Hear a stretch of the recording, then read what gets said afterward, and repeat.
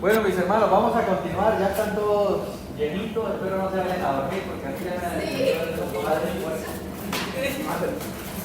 Pero vamos a continuar y vamos a hablar un poquito acerca de los dones del Espíritu. Sé que este es un tema controversial, un tema muchas veces difícil de exponer, pero esperemos que podamos aclarar muchas dudas. ¿Qué es un don espiritual?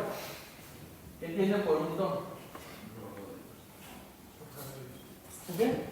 Es un regalo de Dios. Es un regalo de Dios. Vamos a ver qué dice aquí. Un don espiritual es la capacidad, escuchen esto, iglesia, la capacidad dada por Dios al creyente para el servicio en la iglesia. Eso es un don. Es una capacidad dada por Dios a usted como miembro de la iglesia, y todos los creyentes tienen por lo menos un don, por lo menos uno, para poderlo poner en servicio a la iglesia. ¿Qué estás haciendo hoy en día para la iglesia? ¿Cuál es tu ministerio en la iglesia? ¿Tienen ministerio en la iglesia? ¿Sirven en la iglesia? Hermanos, porque deben de tener un don, capacidad dada por el Espíritu Santo, un don. La palabra griega es carisma. Carisma, que quiere decir un don de gracia, ¿sí? Entonces es un presente hecho como una señal de favor benéfico, o sea, es un regalo que Dios le da a usted como creyente. Es un regalo. De hecho, por esta palabra charis, como se lee ahí en español transliterada, charis, de ahí es donde viene la palabra carismáticos. Por eso es que hay iglesias carismáticas. Pero el don es un regalo de Dios, es un favor que Dios nos da por su gracia. Ahora, lo que no ha de entenderse como un don no es un lugar de servicio. ¿Entienden esto? Un don no es un lugar de servicio. ¿Por qué? Porque se puede servir dentro o fuera de la iglesia, ¿cierto? Un don no es un oficio. Un don no es un ministerio o un grupo de edad específica. No sé si han escuchado personas decir, es que yo no tengo el don de trabajar con niños. ¿Han escuchado eso? Sí. No, hermano, no me ponga a hacer esto porque es que yo no tengo el don de trabajar con niños pequeños. Eso no es un don, eso es un mal concepto del don. No es un ministerio o un grupo de edad específica. No hay cosa tal como el don de ministrar jóvenes, o el don de ministrar niños, o el don de solo adultos. No, eso no es un don. Un don espiritual no es la técnica de una especialidad. ¿Sí? No hay don como, yo tengo el don de, por lo menos, de escribir música. Eso no es un don. Algo que podemos ver de los dones es que los dones no son talentos naturales. Hay una diferencia entre un talento natural y un don. Aquí tenemos una gráfica. El talento natural es dado por Dios a través de los padres. El don espiritual es dado por Dios independiente de los padres. Esta es una gráfica que tomé de la teología sistemática de Schaeffer. Los talentos naturales dados en el nacimiento, los dones espirituales dados en la conversión, los talentos naturales para beneficiar a la humanidad en general, y los dones espirituales para beneficiar el cuerpo de la iglesia, o el cuerpo en particular, la iglesia. para edificación de la iglesia. Un don espiritual es una habilidad dada por Dios, escuchen hermanos, para servir al cuerpo de Cristo donde quiera y como quiera que Él dirija. ¿Sí? Riley, Charles Riley dice eso. Todos y cada uno de ustedes tienen un don. Si yo le pregunto a ustedes, ¿cuál es su don? ¿Qué pueden decir? ¿Cuál es su don? ¿En qué lo ha capacitado Dios?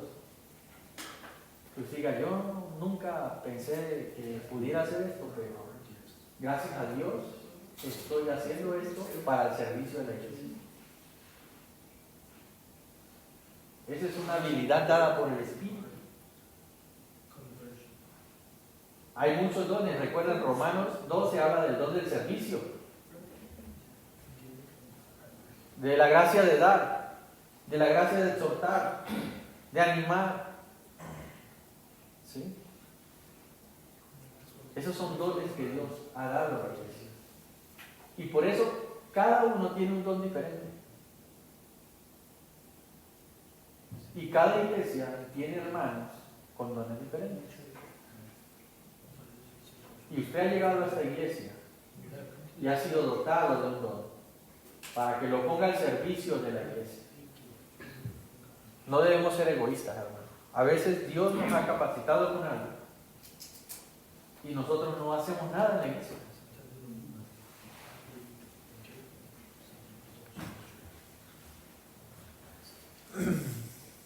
¿Quién da los dones? Vamos a ver quién da los dones. Aquí, en primer lugar, Efesios 4:7 dice que, y el 11 dice, pero a cada uno de nosotros fue dada la gracia conforme a la medida del don. ¿De quién? De Cristo. Y Él mismo. ¿Quién es el mismo? ¿Quién es el mismo? Cristo constituyó a unos apóstoles, a otros profetas, a otros evangelistas, a otros pastores y maestros. Entonces, un don es dado por Cristo. ¿Sí? Pero también los dones son dados por ¿quién? 1 Corintios 12:11. Pero todas estas cosas, está hablando Pablo de los dones espirituales. Todas estas cosas las hace uno y el mismo Espíritu, repartiendo a cada uno como Él quiere. ¿Quién da los dones espirituales? El Espíritu. O sea, no solo Cristo, sino que el Espíritu también interviene allí. En capacitar a los miembros del cuerpo para que ejerzan dentro del cuerpo un ministerio, un servicio. Y el Espíritu Santo reparte a cada uno. ¿Se dan cuenta que cada uno de ustedes tiene un don? A cada uno en particular como Él quiere. El Espíritu Santo tiene voluntad propia.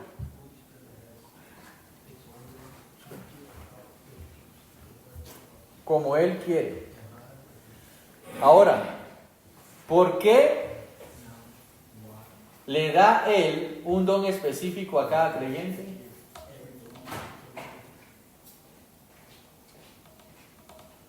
¿Por qué? El Espíritu le da un don específico, como mínimo un don a cada creyente. ¿Por qué?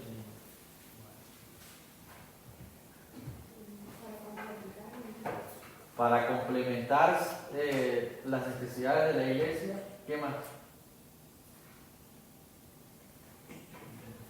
¿Ah? ¿Por qué lo hace? Hermanos, porque perdón que no le puse la tilde ahí, pero Él es quien mejor sabe lo que el cuerpo necesita y lo que le conviene a cada creyente para el servicio. El Espíritu Santo lo sabe. ¿Sí? Pero también los dones son dados por la Trinidad completa. Veamos. Ahora bien, dice 1 Corintios 12, 4 a 6. Ahora bien, hay diversidad de ¿qué? De dones, pero el Espíritu es el mismo. Y hay diversidad de misterios, pero el Señor es el mismo.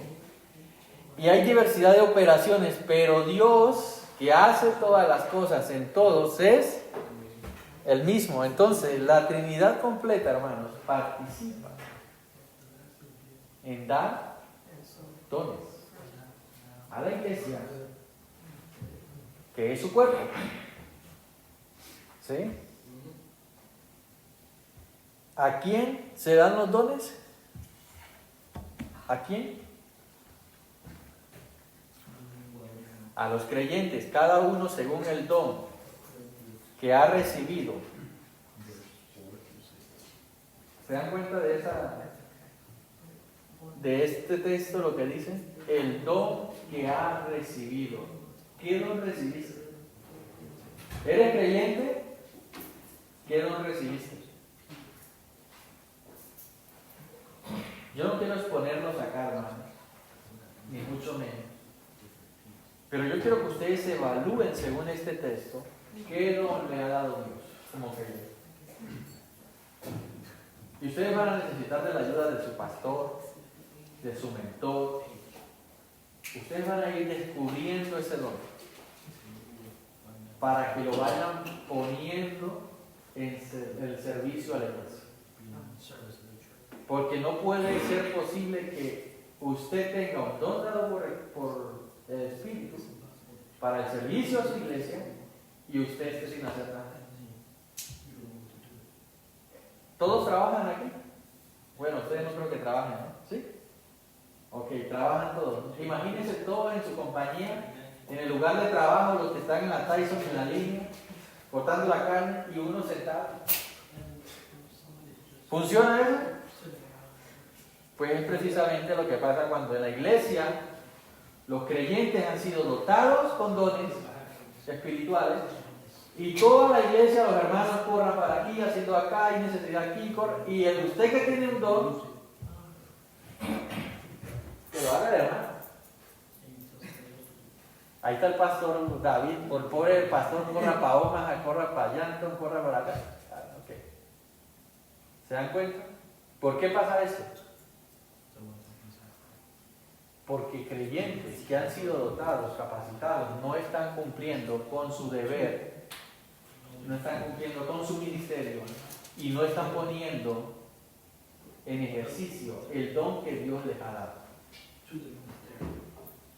Si Dios lo trajo a esta iglesia, hermano, lo ha capacitado con un don para que usted lo ponga en ejercicio.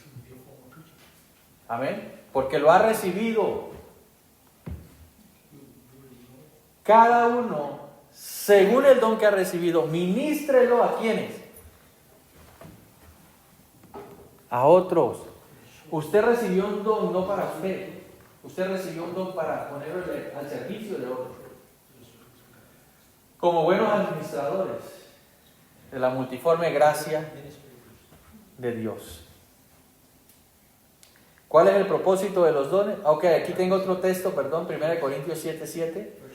Quisiera más bien que todos los hombres fuesen como yo, pero cada uno tiene su propio don de Dios. O sea, Pablo una vez más da evidencia de que cada uno tiene un don de Dios.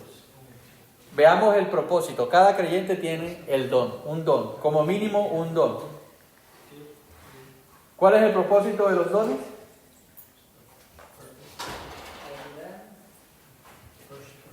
Ayudar. 1 Corintios 12:7, aquí dice, para provecho del cuerpo. ¿Para qué más? Para que no haya desavenencia en el cuerpo. ¿Saben qué es desavenencia? Para que no haya como desequilibrio, para que no haya desacuerdo. Por eso es que en la iglesia, hermanos, la iglesia se conforma por muchas personas con muchos dones para que cada quien cumpla la función y no toda la carga esté sobre una persona. Una iglesia no funciona con solo el pastor trabajando. Y yo creo que por lo menos Isaac, es testigo de todo el trabajo del papá.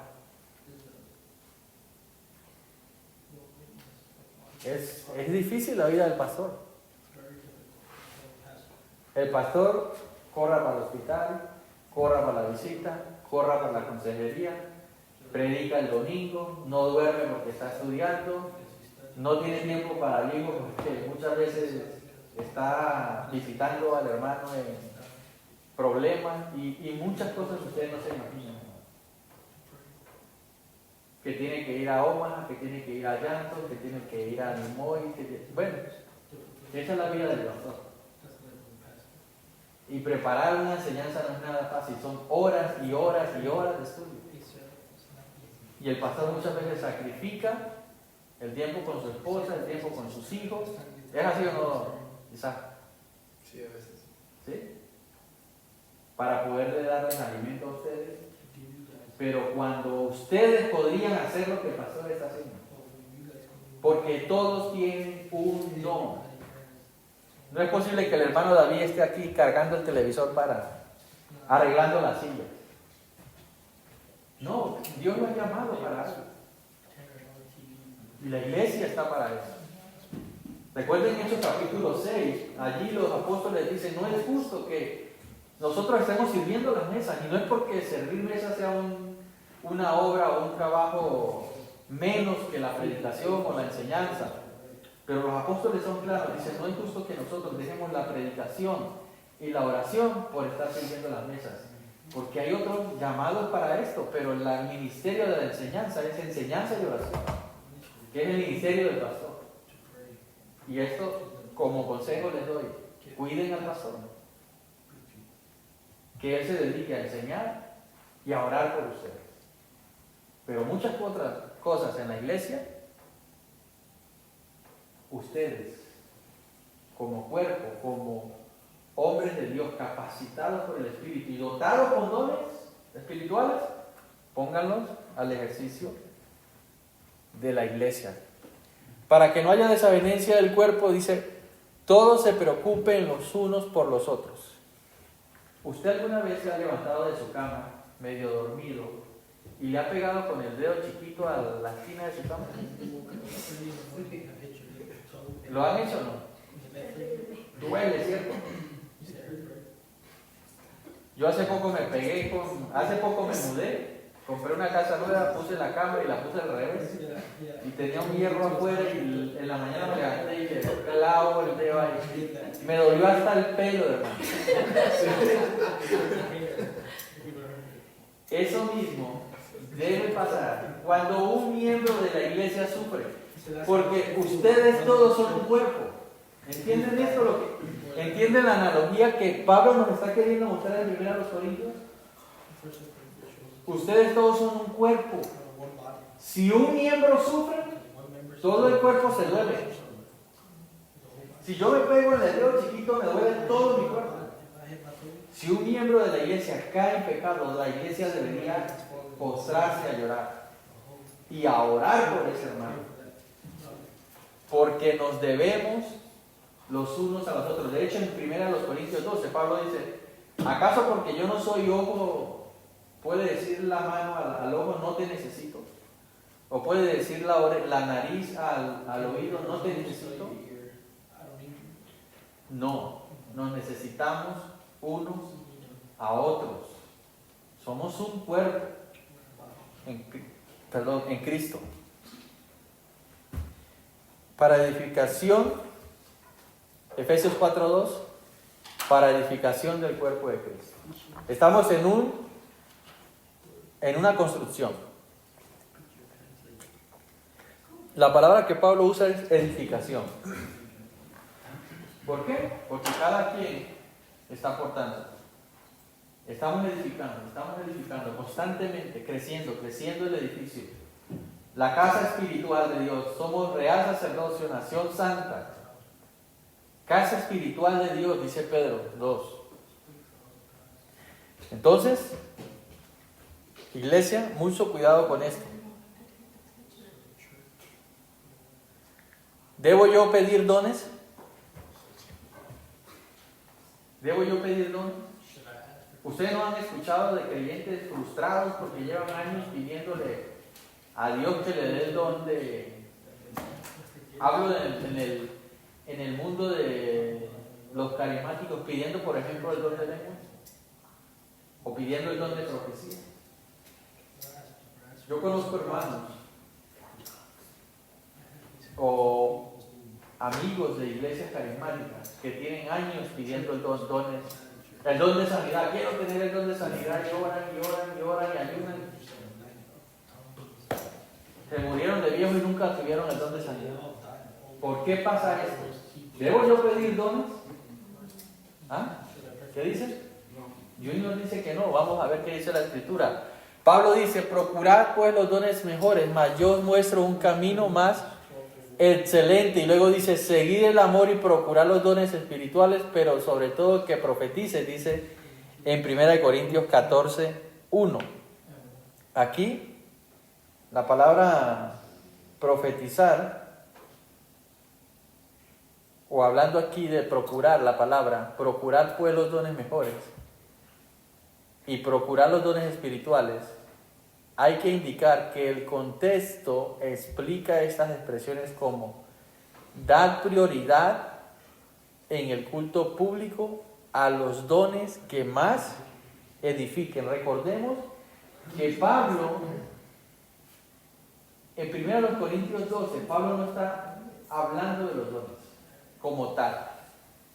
Pablo está exhortando a unos hermanos que habían caído en divisiones, que estaban divididos, que habían caído en orgullo porque unos creían tener unos dones más sobrenaturales que otros.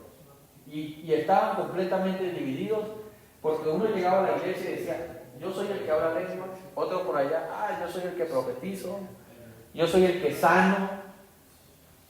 Y cada quien se abría, se dividía y miraba con desprecio al otro. Y Pablo está cuestionando esto aquí en 1 Corintios 12 y 14.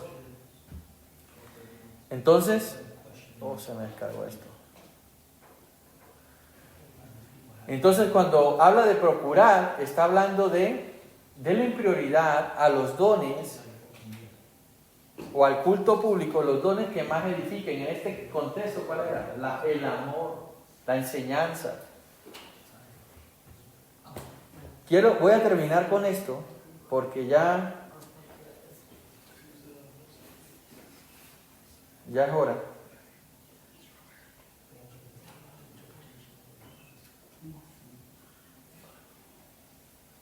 Iba a hablar de las lenguas, pero es mucho tiempo.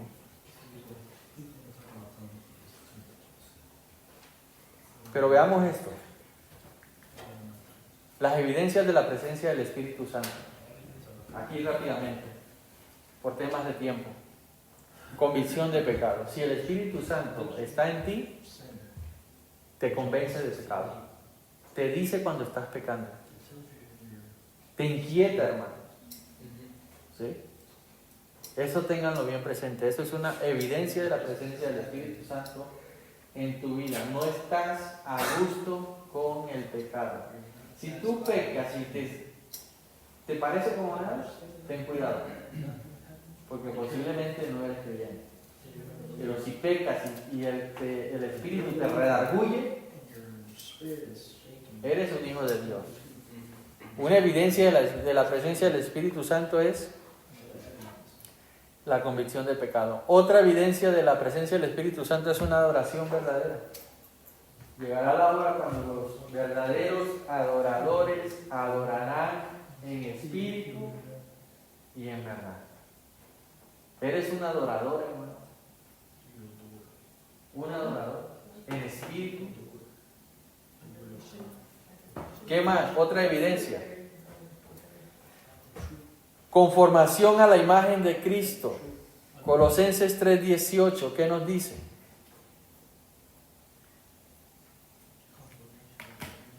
¿Lo tienen?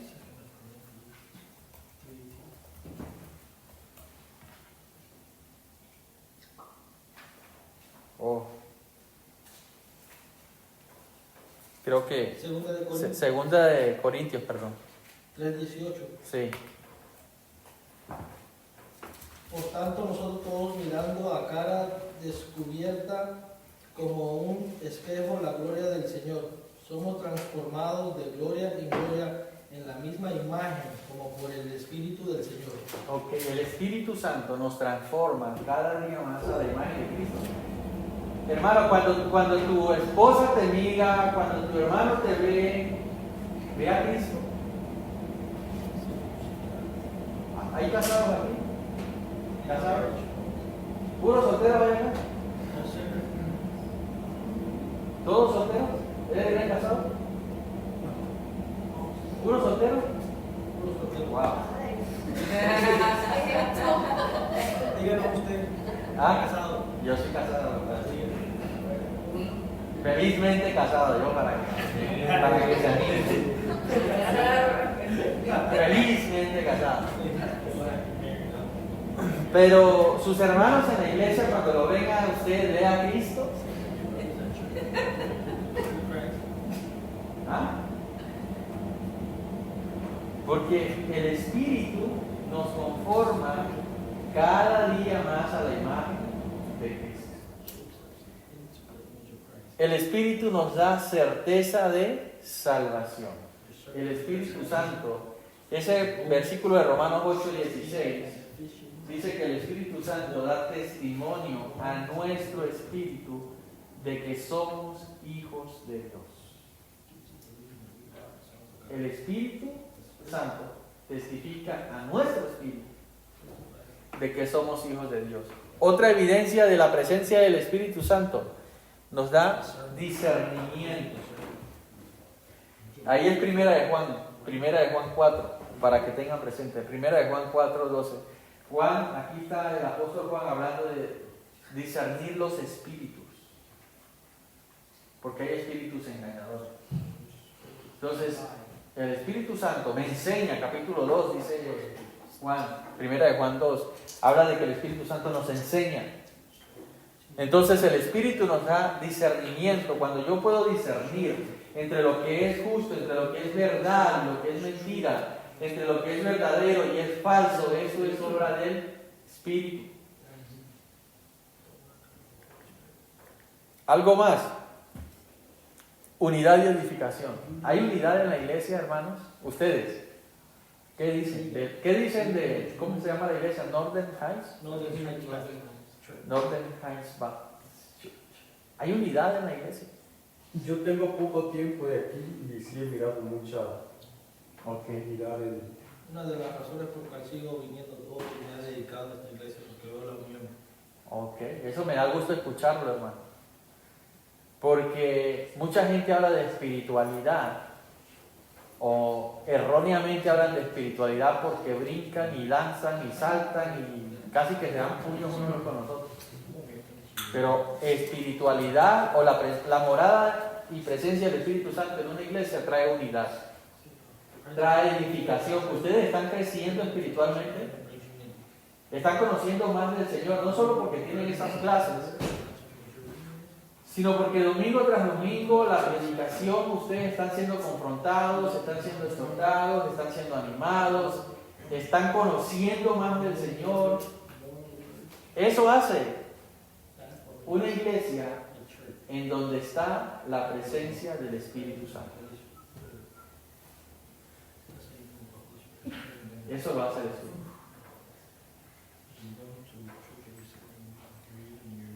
¿Hay abundancia de palabra en la iglesia? ¿Se predica la palabra de Dios o qué se predica? Una iglesia que es llena del Espíritu, guiada por el Espíritu, se predica la palabra. No mensajes motivacionales, no filosofías del mundo, sino la palabra de Dios. Viva, eficaz, más cortante que toda espada de dos filos, útil, dice, que transforma.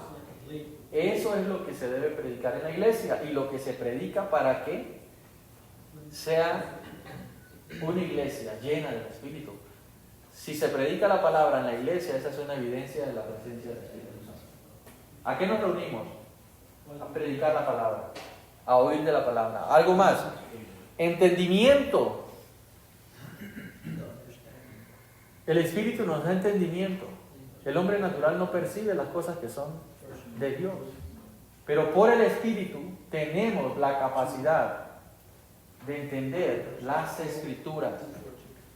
Algo más, fruto. ¿Se ve el fruto del Espíritu Santo en la iglesia? Amor, gozo, paz, paciencia, benignidad, mansedumbre, templanza, dominio propio, fe. Estos son los frutos de una iglesia llena del Espíritu.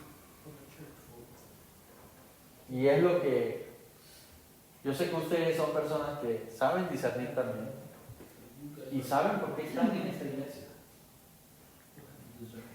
Exhortación a los incrédulos. ¿Confrontamos el pecado? ¿Confrontan el pecado ustedes cuando están fuera de la iglesia y están con sus amigos, están con sus compañeros de trabajo? ¿Sí trabajan, cierto? ¿Sí? Sí. Llegan personas incrédulas. Usted que es una persona llena del Espíritu, ¿confronta la incredulidad? ¿Confronta a los hermanos, a las personas cuando están en pecado? ¿Les hace ver su pecado? ¿Están mal en eso? Eso es una evidencia del Espíritu Santo en ti. Porque no puede ser posible que tú mires a tu amigo, entre comillas, amigo, bien, pecando contra Dios y a ti no se te dé nada. La evidencia del Espíritu en mi vida es que miro el pecado en otro y yo lo confronto, especialmente los incrédulos. Pero no solo los incrédulos, los creyentes. No podemos tolerar el pecado dentro de la iglesia, hermano. No se puede tolerar.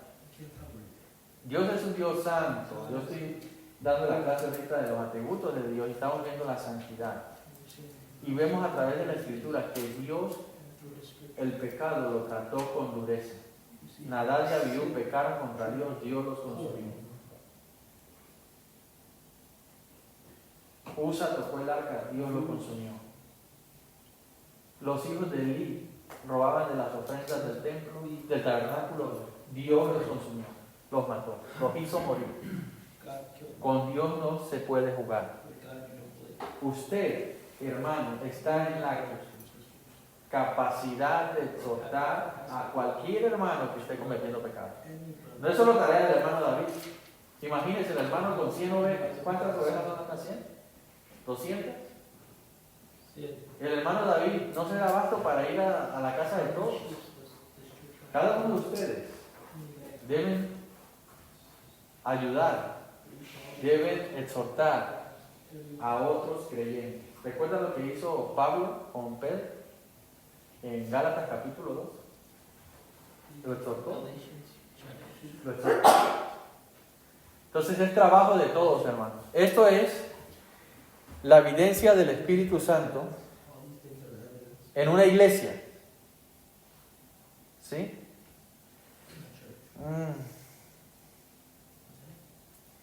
Creo que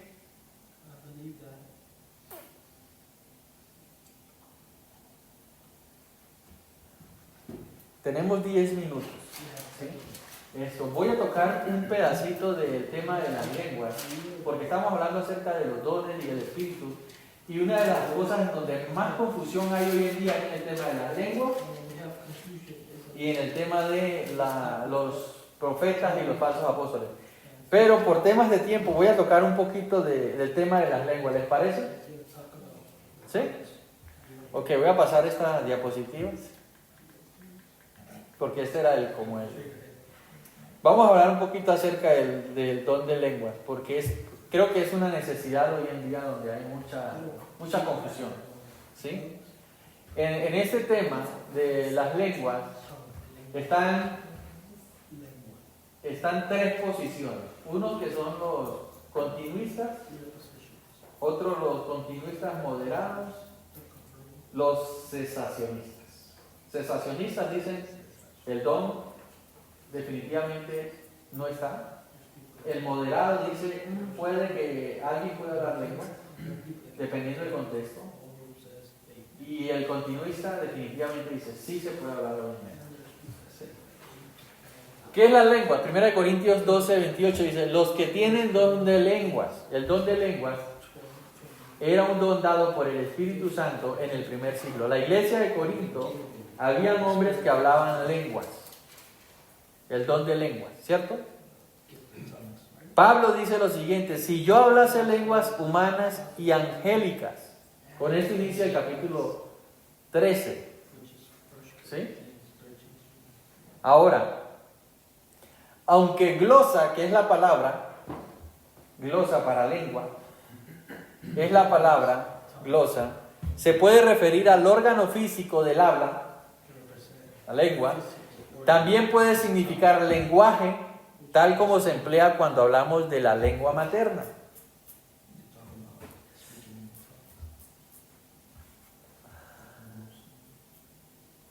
Lenguas es por tanto una traducción legítima, pero creo que idiomas es una traducción que ayuda más y confunde menos. Esto lo dice nuestro hermano John MacArthur.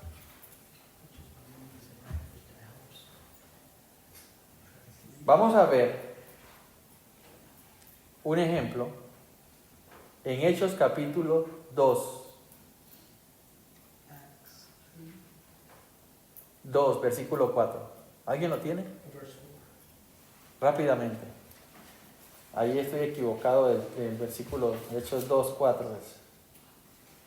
Este es el texto donde se dio el don de lengua. Y fueron todos llenos del Espíritu Santo y comenzaron a hablar en otras lenguas según el Espíritu les daba que hablasen. Ok, entonces se dan cuenta que en Hechos capítulo 2 el Espíritu les dio lenguas, el don de lenguas. ¿Pero qué es eso? Son lenguas angelicales. Cada vez que los ángeles se comunicaron con los hombres de esta tierra, ¿en qué lenguaje lo hacían? ¿El lenguaje angelical? Lo hicieron en el idioma de la persona. ¿Sí? Un ángel del Señor habló con Zacarías en el idioma de Zacarías. Un ángel del Señor habló con María, el ángel Gabriel, en el idioma de María. Y así sucesivamente. Los ángeles hablaron idioma que las personas entendían. En Hechos dice que todos fueron llenos del Espíritu Santo y comenzaron a hablar en otras lenguas, según el Espíritu les daba que hablasen. ¿Qué tipo de lenguas son estas? ¿Son lenguas desconocidas? ¿Es un lenguaje oculto? ¿Es un lenguaje que nadie puede entender? Veamos qué dice Hechos. El versículo 5 de Hechos 2 dice que había gente de todas, ¿qué? De todas las naciones debajo del cielo. Luego en Hechos 6 dice que cada uno les oía hablar en su propia lengua. Estamos en Hechos capítulo 2 cuando vino el Espíritu Santo por primera vez y recordemos que están allí los apóstoles y hay gente de todos los alrededores de Israel porque venían a adorar por temas de la Pascua y muchos se quedaban hasta el día de Pentecostés, hasta la fiesta de las cosechas. Y hay gente de todos los alrededores, de África, de Asia, de todos los lugares había, ¿cierto? De todas las naciones bajo el cielo. Obviamente no estamos hablando de que las naciones conocidas por este tiempo, allí. Cada uno les oía hablar en su propia lengua. ¿A quiénes? A los apóstoles. Dice, ¿cómo pues les oímos nosotros hablar cada uno en nuestra lengua en que hemos nacido? Entonces, ¿podían entender o no podían entender? ¿Ah? Podían entender. Y decían, ¿cómo estos están hablando en la lengua en que yo nací? Es como ahorita, ¿cómo es que se llama él? Dakota. Ok, vamos a decir Dakota o no recuerdo el nombre. El Asha. Ahorita me estuviera entendiendo lo que yo estoy diciendo. Yo sé que no lo está entendiendo porque el idioma original de él es el inglés. Pero era como que en este momento el Asha empieza a entender. de la nada. Y dice, ¿cómo yo no entiendo hablar en mi lengua materna? Y luego dice, les oímos hablar en nuestras lenguas, ¿qué? Las maravillas de Dios. Entonces, las personas que estaban allí en Pentecostés, lo que entendieron no era un lenguaje desconocido, no era un lenguaje angelical, no era un lenguaje que no entendieran, sino era un lenguaje, el mismo lenguaje que ellos, del que ellos provenían, del que ellos nacieron, su lengua materna. ¿Sí se dan cuenta? Y oían las maravillas de Dios.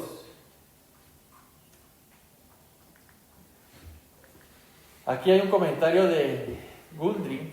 Dice, no puede ser más claro que Lucas usa aquí glosa y dialectos como sinónimo para lenguas hablados en los países de los cuales venían los oyentes, y que la audiencia estaba asombrada que los judíos galileos, sin educación, pudieran hablar lenguajes extranjeros para ellos, pero comprensibles para los no palestinos. Y voy a dejar hasta aquí, hermanos, porque hay mucho material.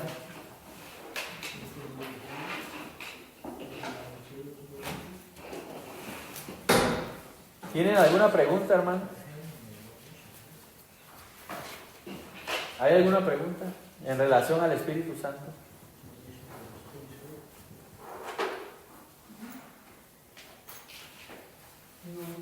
¿No? ¿Estaba todo claro? ¿Iba muy rápido? ¿Entendieron? Bueno, mis hermanos, vamos a orar entonces porque el tiempo apremia. Señor, te damos gracias por este tiempo con mis hermanos. Te damos gracias, Señor, por enseñarnos verdades, Señor, que nos dan más confianza, más seguridad en Cristo. Señor, gracias por ese bautismo en el Espíritu, gracias por la llenura del Espíritu. Señor, gracias por la certeza y la seguridad que tenemos en Cristo por el Espíritu. Gracias por el amor que ha sido derramado en nosotros por el Espíritu. Gracias, Señor, por cada uno de los dones que tú has dado a tu iglesia por medio de tu Espíritu. Y, Señor, oramos que esta clase que hemos tenido hoy sea para nuestra edificación y nos ayude para poder ponerla en práctica, en el ejercicio, Señor, todo lo que hemos aprendido en favor de tu iglesia, para que tu iglesia sea edificada. Señor, ayúdanos a comprender cada día estas verdades y a vivir estas verdades y a seguir siendo llenos del Espíritu, de manera que podamos ser un reflejo, Padre, de la imagen de tu Hijo Jesucristo. Te damos gracias en esta hora por cada uno de mis hermanos.